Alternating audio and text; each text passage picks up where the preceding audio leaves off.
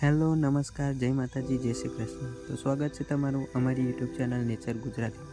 તો આજે હું તમને બતાવીશ કે આપણે ઘરે ધનિયા, મેથી અને સુવા કઈ રીતે ઉગાવી શકીએ છીએ। તો અહીં આપણે થોડી માટી લઈ અને તેનો ક્યારો બનાવી અને 3 પાર્ટમાં ડિવાઈડ કર્યો છે।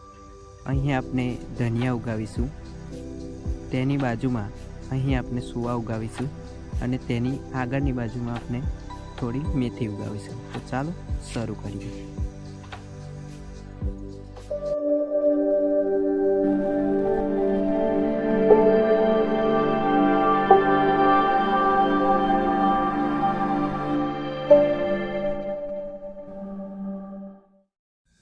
તો મિત્રો, અહીં આપણે થોડા બીજ લઈ લીધા છે। આ મેથી છે, જેના નાના નાના દાણા હોય છે, તમે જોઈ શકો છો। ત્યાર પછી અમે થોડા સુવા લીધા છે, જે આ રીતના દેખાય છે, જોઈ શકો છો તમે।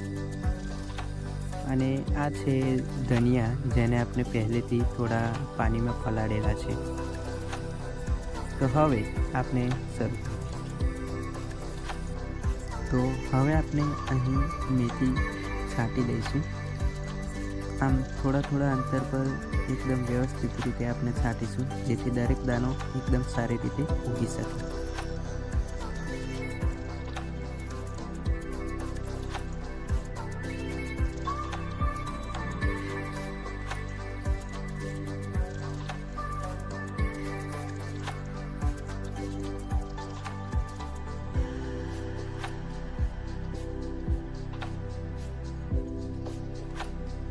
તો આપણે ખૂબ જ સરસ રીતે દાણા થોડા અંતર પર છાંટી દીધા છે, તમે જોઈ શકો છો મિત્રો।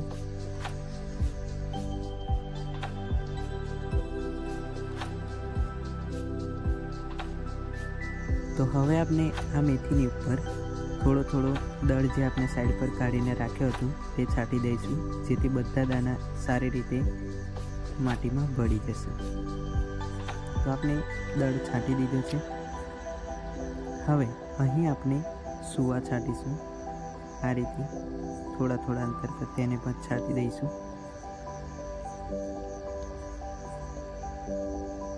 પછી તેના પર પણ થોડો આપણે દળ છાંટી દઈશું, જેથી તે માટીમાં સારી રીતે મિક્સ થઈ જાય અને સારી રીતે ઉગી શકે। હવે આપણે અહીં જે પહેલેથી આપણે પાણીમાં થોડા ધનિયા પીગાડેલા હતા, તે ધનિયાને આપણે અહીં ધીરે છાંટી દઈશું। તેના પર પણ થોડી માટી છાંટી દઈશું, જેથી તે માટીમાં સારી રીતે મિક્સ થઈ જાય અને સારી રીતે ઉગી શકે। આ રીતે આપણે ધનિયાને છૂટા છાંટી દેવાના છે।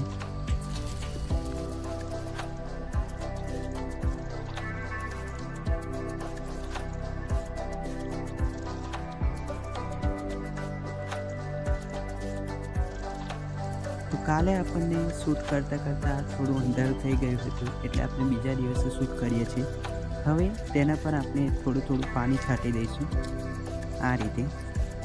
તો હવે 5 થી 7 દિવસની અંદર આપણી આ મેથી, ધનિયા અને સૂવા ત્રણે ઉગીને તૈયાર થઈ જશે। તો આની ડેલી અપડેટ હું આપણી ચેનલ પર શોર્ટ વિડીયોમાં આપતો રહીશ। જો તમને આ વિડીયો પસંદ આવ્યો હોય તો અમારા વિડીયોને લાઈક, શેર અને સબસ્ક્રાઈબ જરૂરથી કરજો, અને નવા હોય તો અમારી ચેનલને સબસ્ક્રાઈબ જરૂરથી કરજો। Thanks for watching the video.